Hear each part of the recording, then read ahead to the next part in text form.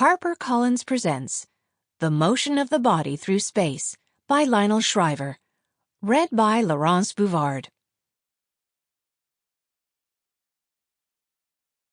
The glory of suffering might be humankind's biggest, ever-recyclable con trick. Melanie Reed, The World I Fell Out of. Clearly his personal god, or chi, was not made for great things. A man could not rise beyond the destiny of his chi. The saying of the elders was not true, that if a man said yea, his chi also affirmed. Here was a man whose chi said nay, despite his own affirmation. Chinua Achebe, Things Fall Apart. Chapter 1.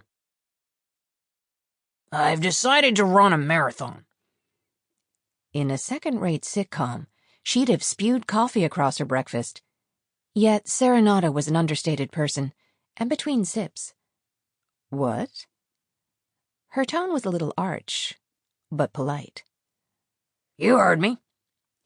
Back to the stove, Remington studied her with a discomfiting level gaze. I have my eye on the race in Saratoga Springs in April. She had the sense, rare in her marriage, that she should watch what she said. This is serious. You're not pulling my leg. Do I often make statements of intent and then pull the rug out, just fooling? I'm not sure how to take your disbelief as anything but an insult.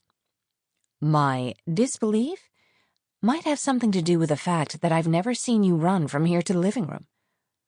Why would I run to the living room? The literalism had precedent. They called each other out in this nitpicking manner as a matter of course. It was a game. For the last 32 years, you've not once trotted out for a run around the block. And now you tell me with a straight face that you want to run a marathon. You must have assumed I'd be a bit surprised. Go ahead then, be surprised. It doesn't bother you. Serenata continued to feel careful. She didn't care for the carefulness, not one bit. That your ambition is hopelessly trite? Not in the least, he said affably. That's the sort of thing that bothers you. Besides, if I decline to run a marathon because so many other people also want to run one, my actions would still be dictated by the multitude. What is this? Some bucket list notion? You've been listening to your old Beatles records and suddenly realized that When I'm 64 refers to you? Bucket list, she repeated, backing off. Where did I get that? Indeed, incessant citation of the now commonplace idiom was exactly the sort of lemming-like behavior that drove her wild. That allusion did a grave injustice to lemmings. In the documentary that propagated the mass suicide myth, the filmmakers had flung the poor creatures over the cliff.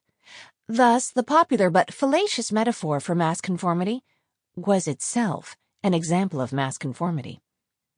Okay, there was nothing wrong with adopting a new expression. What galled was the way everyone suddenly started referring to their bucket list in a breezy, familiar spirit that conveyed they had always said it. Serenata began to push up from her chair, having lost interest in the news from Albany on her tablet.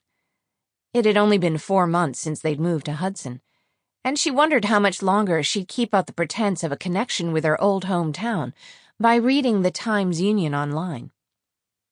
She herself was only 60, though hers was the first generation to append only to such a sobering milestone. Having remained in the same position for half an hour, her knees had stiffened, and extending the right one was tricky. Once it had seized, you had to straighten it very slowly. She never knew, either, when one of the knees would do something creepy and unexpected, suddenly go pong, seeming to slip slightly out of joint and then pop back in again. This was what old people thought about and talked about. She wished she could issue a retroactive apology to her late grandparents, whose medical kvetching she'd found so trying as a child.